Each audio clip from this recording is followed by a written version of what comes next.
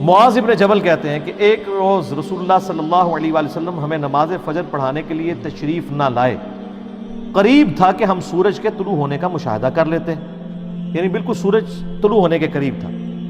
پھر آپ صلی اللہ علیہ وآلہ وسلم بہت تیزی سے تشریف لائے، چنانچہ نماز کے لیے اقامت کہی گئی اور نبی علیہ السلام نے بڑی مختصر سی نماز فجر پڑھائی۔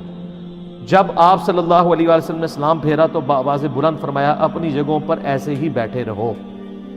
پھر آپ صلی اللہ علیہ وآلہ وسلم نے ہماری طرف متوجہ ہو کر فرمایا، میں ابھی تمہیں بتاتا ہوں کہ میں تمہیں نماز پڑھانے کے لیے کیوں نہیں آیا، یعنی میں اتنا لیٹ کیوں آیا، اس کی ریزن بتاتا ہوں۔ میں رات کو بیدار ہوا، وضو کیا، جس قدر مقدر میں تھا میں نے نماز پڑھی، مجھے نماز میں اونگ آنے لگی، حتیٰ کہ وہ مجھ پر غالب آ گئی، تب میں نے اپنے رب کو بہترین صورت میں دیکھا، خواب کے اندر۔ کائنات میں ایک ہی ہستی ہے جس نے اللہ کو دیکھا ہے، وہ نبی علیہ السلام ہے، اور وہ بھی خواب میں۔ ہاں، جنت میں سب لوگ دیکھیں گے لائیو انشاءاللہ، جیسا کہ اس کی شان کے لائق ہے۔ تو کہتے ہیں میں نے اپنے رب کو بہترین صورت میں دیکھا، چنانچہ میرے رب نے مجھ سے فرمایا، محمد صلی اللہ علیہ وسلم۔ میں نے عرض کیا، میرے رب میں حاضر ہوں۔ فرمایا، فرشتے کس چیز کے بارے میں بحث و مباحثہ کر رہے ہیں؟ میں نے عرض کیا، میں نہیں جانتا۔ یعنی خواب میں انہوں نے دیکھا کہ فرشتے کو آپس میں گفتگو کر رہے ہیں، لیکن نبی علیہ السلام کو آواز نہیں آ رہی تھی، صرف ان کی آپس میں بحث و تکرار نظر آ رہی تھی۔ تو کہتے ہیں میں نے کہا، یا اللہ میں نہیں جانتا۔ اللہ تعالیٰ نے 3 مرتبہ ایسے ہی فرمایا۔ پھر آپ صلی اللہ علیہ وآلہ وسلم نے فرمایا، میں نے اپنے رب کو دیکھا کہ اس نے اپنا ہاتھ میرے کندھوں کے درمیان رکھا، حتیٰ کہ میں نے اس کے انگلیوں کے پوروں کی ٹھنڈک اپنے قلب اور سینے میں محسوس کی۔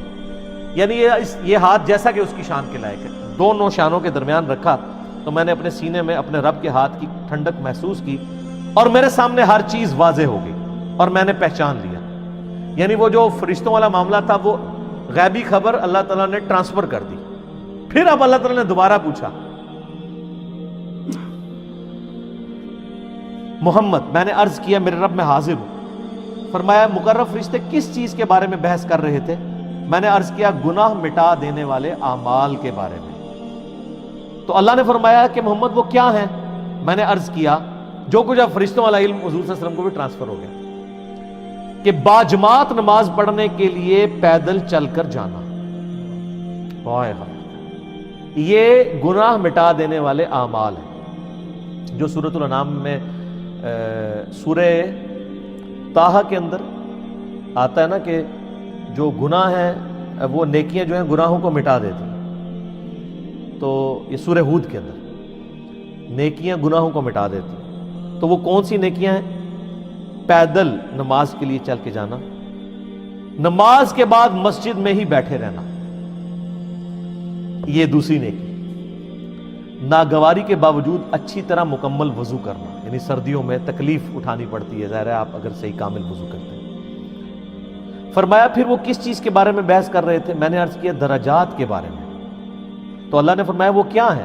میں نے عرض کیا، کھانا کھلانا، کسی غریب کو کھانا کھلانا، نرمی سے بات کرنا، یعنی اگر کسی کو آپ نے کچھ دینا نہیں ہے، کم از کم اسے جھڑک تو نہ دے، بلکہ نرمی سے بات کریں، اور جب لوگ سو رہے ہوں تو نماز پڑھنا، یعنی تہجد کے لیے اٹھنا۔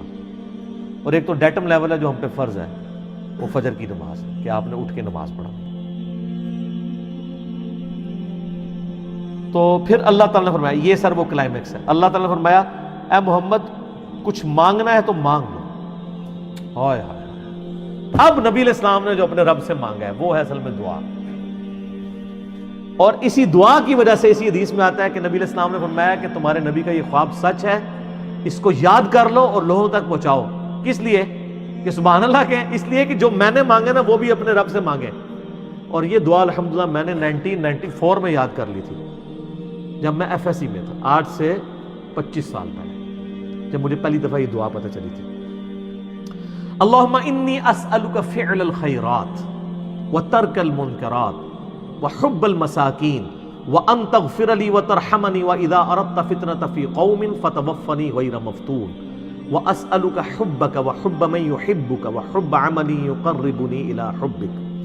اللہم انی اسألک فعل الخیرات، اے اللہ میں تجھ سے نیک اعمال کا سوال کرتا ہوں کہ میں نیک اعمال کروں، وترک المنکرات، اور تمام گناہوں کو چھوڑ دینے کا سوال کرتا ہوں، وحب المساکین، اور مسکینوں کی محبت. یعنی جو کچھ فرشتوں کی بحث تھی اور حضور علیہ السلام نے جواب دیا اسی وقت آپ نے اس کو دعا بنا لیا. وَأَن تَغْفِرَ لِي وَتَرْحَمَنِي, اور یہ کہ تو مجھے بخش دے اور مجھ پہ رحم فرما. وَإِذَا أَرَدْتَ فِتْنَةَ فِي قَوْمٍ فَتَوَفَّنِي غَيْرَ مَفْتُونٍ, اور اگر تو کسی قوم کو فتنے میں مبتلا کرنے کا ارادہ کرے تو یا اللہ مجھے فتنے سے بچا لینا. لوگ تو کہتے ہیں نا جی وہ اللہ تعالیٰ سے یہ دعا نہیں کرنی چاہیے, اللہ تعالیٰ سے کہنا چاہیے صبر مانگنا چاہیے. نہ, اللہ تعالیٰ سے پہلی دعا یہ کرنی چاہیے کہ اللہ تعالیٰ ہمیں فتنے میں مبتلا ہی نہ کر. اور اگر تو نے میری ڈیسٹنی میں لازمی رکھا ہے اس آیت کے تحت کہ وَلَنَبْلُوَنَّكُمْ بِشَيْءٍ مِّنَ الْخَوْفِ, تو پھر اگر مجھے یہ کرنا چاہتا ہے تو پھر مجھے ثابت کرنا. پہلی دعا یہ ہے وَإِذَا أَرَدْتَ فِتْنَةَ فِي قَوْمٍ فَتَوَفَّنِي غَيْرَ مَفْتُونٍ, اے اللہ مجھے فتنوں سے بچانا. اللہم انی اسألک حبک, اے اللہ میں تجھ سے تیری محبت کا سوال کرتا ہوں. وحب من یحبک, اور میں ہر اس شخص کی محبت تجھ سے مانگتا ہوں جس سے تو محبت کرتا ہے, یعنی سارے انبیاء کی محبت, اہل بیت کی, صحابہ کی, نیک لوگوں کی. اللہم انی اسألک حبک وحب من یحبک وحب عملی یقربنی الی حبک, اور میں اللہ ہر اس عمل کی محبت تجھ سے مانگتا ہوں جو مجھے تیرا قرب عطا کر دے. یعنی میرا ہر عمل ایسا ہو کہ جو مجھے تیرے قریب کر. ایک تو وہ دعا ہے نا ابو داؤد کے اندر سنن نسائی میں کہ معاذ ابن جبل ہی کو نبی علیہ السلام فرمایا تھا اے معاذ میں تجھ سے محبت کرتا ہوں. ان کا یا رسول اللہ میں بھی کرتا ہوں. تو فرمایا معاذ یہ دعا کبھی نہ چھوڑنا, ربی اعنی علی ذکرک و شکرک و حسن عبادتک. یہ وہی دعا ہے, اے اللہ میں تیری مدد چاہتا ہوں تیرا ذکر کرنے پر, شکر ادا کرنے پر, اور اچھے طریقے سے عبادت کرنے پر. اور نسائی میں الفاظ ہیں اللہم کے ساتھ, یہ دونوں الفاظ پہ ربی اعنی اور اللہم اعنی, دونوں الفاظ سنت سے ساتھ. تو یہ دعا کی. پھر نبی علیہ السلام نے فرمایا یہ خواب حق ہے, اسے یاد کر لو اور دوسروں کو بھی بتایا کرو. لو جی میں نے تو اس سنت پہ کئی دفعہ عمل کیا, آج پھر عمل کر لیا ہے, دوسروں تک یہ بات پہنچائیے.